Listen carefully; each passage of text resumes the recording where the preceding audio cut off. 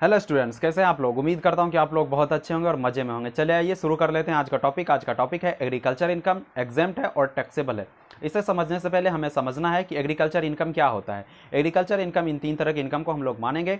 पहला, वैसा इनकम जो कि एग्रीकल्चरल लैंड है उसे मैंने किसी और को दे रखा है और वहाँ पे वो फसल को उपजाता है और उसके बदले जो हमें रेंट और रेवेन्यू मिलता है वो एग्रीकल्चर इनकम के अंदर हम लोग कंसीडर करते हैं, बशर्ते कि वो ज़मीन इंडिया में होनी चाहिए। दूसरी बात, वैसा लैंड जहाँ पर हम बेसिक ऑपरेशन और सब्सिक्वेंट ऑपरेशन एग्रीकल्चर से रिलेटेड करते हैं उसे भी हम एग्रीकल्चर इनकम के अंदर कंसीडर करेंगे। अब यहाँ पर बेसिक और सब्सिक्वेंट ऑपरेशन क्या है। बेसिक, जब फसल जमीन से उगने से पहले जितने भी ऑपरेशन किए जाते हैं, बुआई जोताई ये सब आ जाते हैं बेसिक ऑपरेशन में। और सब्सिक्वेंट ऑपरेशन वैसे ऑपरेशन होते हैं जो कि फसल उगने के बाद सारे कार्य किए जाते हैं। ये दो तरह के इनकम हुए। तीसरा है कि वैसा एक स्टोरेज या वैसा गोडाउन जहां पर हम फसल के जो बाद अनाज तैयार होते हैं उसे स्टोरेज करते हैं, वो एग्रीकल्चर लैंड से सटे हुए हैं, वहां से भी जो इनकम होते हैं हम एग्रीकल्चर इनकम के अंदर कंसीडर करते हैं। लेकिन कुछ ऐसे इनकम है जो एग्रीकल्चर की तरह लगते हैं लेकिन एग्रीकल्चर इनकम के अंदर हम लोग कंसीडर नहीं करते हैं।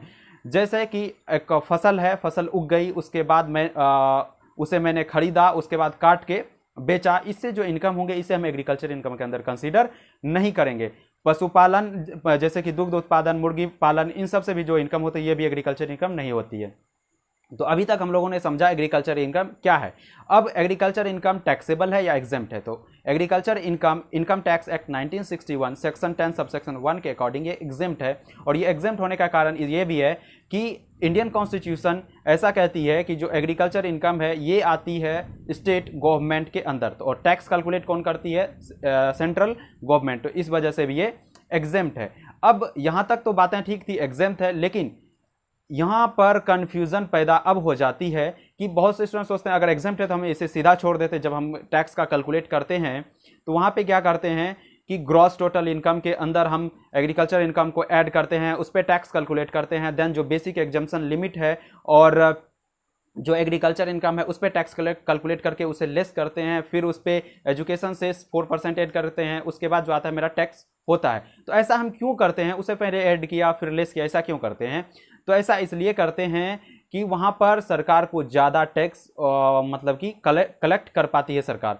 तो ऐसा क्यों करती है, क्योंकि हम लोग का जो टैक्स स्लैब रेट है इंडिया का वो क्या है, प्रोग्रेसिव इन नेचर है। मतलब आप कम कमा रहे हो तो कम टैक्स दोगे और जैसे जैसे आपकी इनकम बढ़ती जाएगी उस वैसे वैसे आपका टैक्स रेट भी बढ़ता जाएगा। जैसे कि 2.5 लाख तक 5% है और जैसे जैसे आप लोग 10 लाख क्रॉस करते हो तो वहाँ पे 30% हो जाती है। तो इस वजह से टैक्स ज़्यादा कैलकुलेट होती है, तो इसी वजह से वहाँ पे ऐड करते हैं फिर लेस करते हैं। लेकिन बेसिकली ये क्या है कि एग्रीकल्चर इनकम एग्जेम्प्ट होती है। लेकिन हाँ, एक ध्यान देने वाली बातें ये है कि इसके लिए दो क्राइटेरिया है जब हम एग्रीकल्चर इनकम को कंसीडर करेंगे।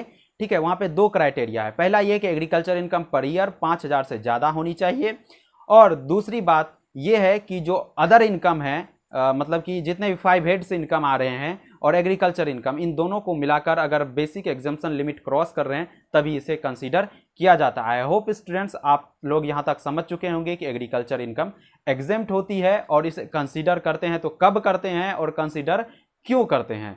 अगर अभी भी कोई डाउट है तो आप लोग बेफिक्र पूछ सकते हो।